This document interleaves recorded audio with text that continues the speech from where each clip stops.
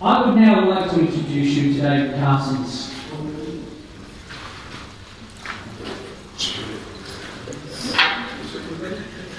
Okay, well, welcome everybody. I wasn't the first choice the person to open the show. Brian McKay was going to open the show. Brian's not very well at the moment, so he wasn't able to make it tonight.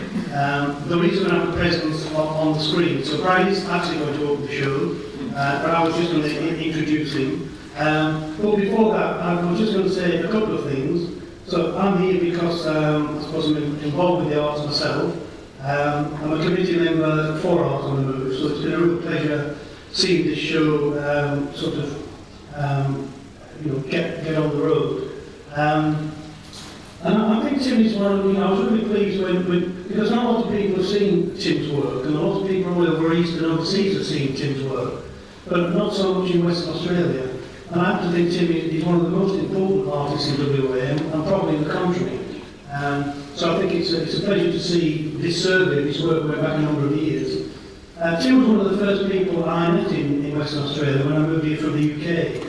And I think Tim's one of those people whose work can be provocative. And I think his work's also ahead of its time in many ways.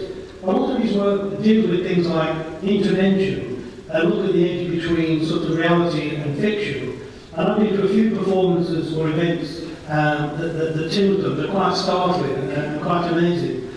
And the line between sort of life and art, I think, with Tim is actually quite blurred. So I'm just going to tell one story, and then I'm going to pass you over to the screen where Brian's going to tell a couple of stories. But I'm sure lots of people who know Tim have got stories to tell. But my story is just that when I first came here, I didn't know anybody at all, or hardly anybody in Western Australia. I think I actually went to an opening at the Gold Definitive Gallery that Brian McKay took me to, and it was an exhibition of Tim's work, and we got talking. And Tim invited me around for dinner, because he realised we were living quite near where he lived. And in fact, I think he might have been living with his mother at the time, so he invited me around to his mother's house for dinner. And for some reason, Vicky, my partner there, must have been away, and I went on my own. And when I got there and knocked on the door, Joy, his mother, came to the door, and I said I'd been invited for dinner, and he said, well, Tim's not here. Tim's in Sydney. But come in anyway. And it was a family dinner with all the family there. And ever afterwards, I always thought this was just another of Tim's, that he knew he wasn't going to be there. And it was just another artwork. I don't know, I'm not asking whether, I'm never asked him. I'll ask him later. So that's just one story, there's many, many stories like that, where Tim can turn life into art and art into life. So on that note, I'm now going to pass you over to Brian, who I hope is on this screen here. Good evening. My name is Brian McKay, and I consider myself very fortunate to be a friend of Tim Burns. The title of Tim's exhibitions always seemed to be Against the Grain. And on reflection, having known Tim now for nearly 30 years, I'm convinced that he's been against the grain since he was 5 years old. But before we get onto the exhibition itself, I'd like to pay a special tribute to Art on the Move. Its indefatigable director and its really energetic and creative staff. 35 years ago, when Harry Bluck was the chairman of the West Australian Arts Council and I was the deputy chair, Harry said that he noticed that people in the regions were starved of cultural activity, of exhibitions, performances, and so forth. So, between us, we put together a submission to the then Premier, who was a knight of the realm, and played the trumpet in the Salvation Army band. And he came back with the answer to us that it was unfortunate that if people lived in remote areas, that they had to come to the city to look at exhibitions or to see performances. I first met Tim at Noel Sheridan's place in Netherlands, where we had had dinner with the Sheridans, and then Noel said, I've invited Tim Burns along. I hadn't any idea who Tim Burns was at that time. And Tim arrived. He looked a bit scruffy. He was dressed all in black, and his glasses looked like oxy welding goggles. And I think he cut his hair with pinking shears, but it all added to his character. Anyway, he then gave us a demonstration of rap. I was never keen on rap, but Tim gave us rap for about an hour and a half, and gradually, like a hypnotic discussion, I got to like it.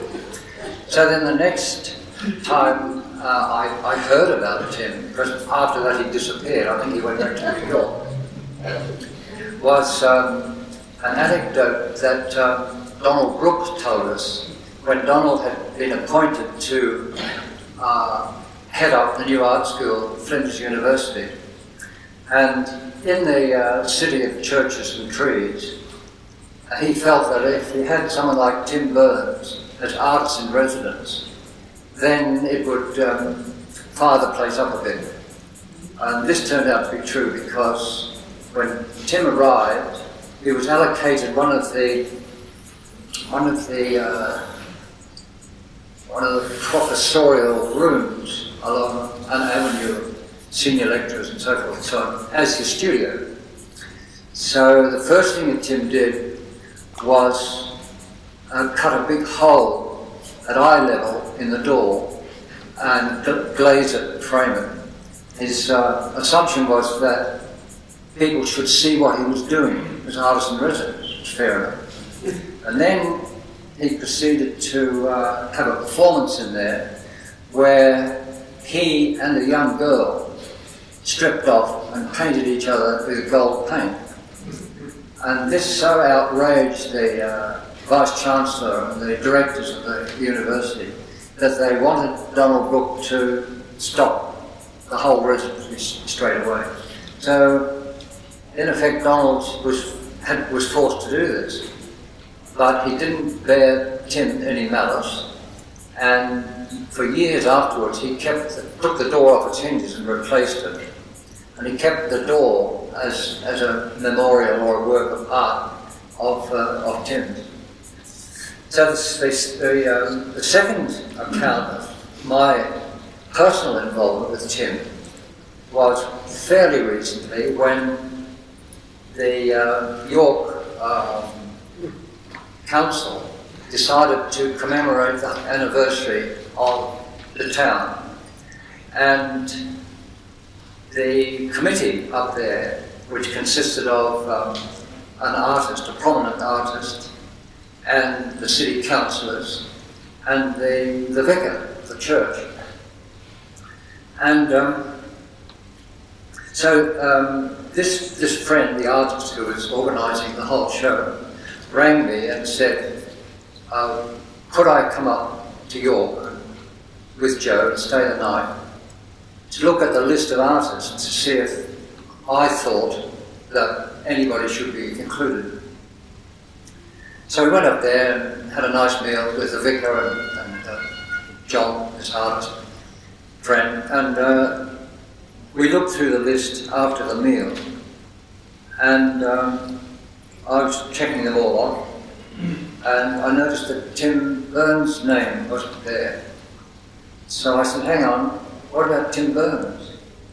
And a shudder went through the room, as if I had suddenly told him I had leprosy. And because Tim had created such a different lifestyle in York that he was a pariah. So I thought that Tim should be included, and I said, what you have to realise is that not only is Tim a prominent West Australian artist, but he's a national artist as well. He's got a reputation in New York, in Sydney, and he is considered to be one of the most progressive artists in Australia. You'll have to have him on your list. And they said, we can't invite him on this particular project. So I thought this was very unfair, and I said, well, look, if Tim's not included, then I'm going to have to withdraw myself, and I'm sure that I can persuade George Haynes and Bob Junior and one or two of the others. And there was a long silence, and then they said, oh, well, we'll get back to you. And soon after that, Tim was invited to exhibit. The interesting thing is that at the opening, Tim's work of art was by far the most interesting, and he had addressed the actual notion of the 150th anniversary of York. He'd gone to the Batty Library or the archives and found a photograph of the earliest settlement with old buildings and horses and carts and what have you. And it really gave you the impression of what York was like 150 years ago. So his painting was the star of the show. And one of the other interesting things about Tim, as well as his physical bravery, is his charm. And there he was on the opening night, with those councillors and the vicar. He was chatting them up and smiling. He really impressed me, and impressed a hell of a lot of people.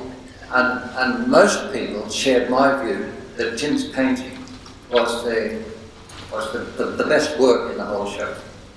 Exactly. So I wish I was here with you to see the exhibition. I know it's going to be interesting and challenging, and I know that it will astonish a lot of people. And when you think of Gertrude Stein's view, or her view, of a work of art, or if the work should astonish you, and I know that Tim's work has always astonished me.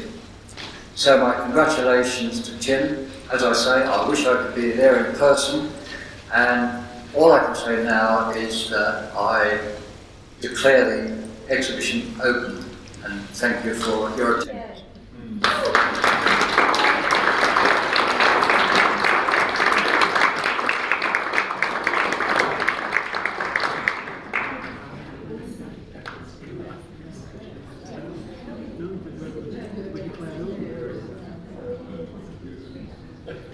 Okay, thank you very much for coming. Enjoy the show, and Tim's here. You should talk to Tim. He obviously makes some great stuff. He's a great guy.